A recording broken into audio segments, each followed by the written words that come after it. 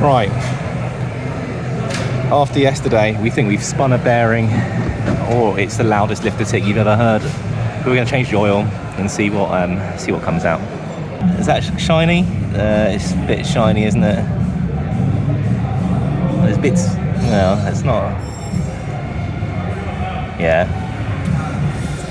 As much as I didn't really want this to be rod knock or spun a bearing or whatever it is, I think the diagnosis from the engine oil certainly was that it probably was.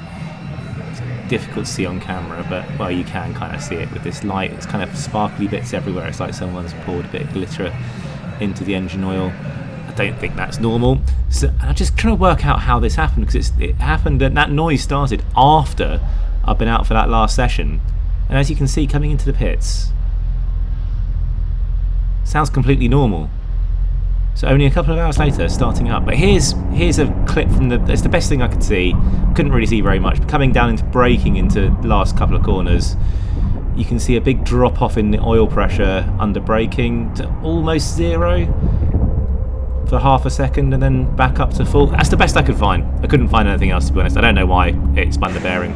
But anyway, it was out shopping for a new engine if I was going to make any chance to make the next race. I don't carry spare engines. I don't really have the expertise to change it at the circuit, so it was out shopping. Yeah, fairies have been overnight, and I'm not feeling well, by the way. The fairies have been, and it's a new engine, ready for a very wet Silverstone. Join us next time. We're out at Silverstone for a very wet qualifying and slightly drier races.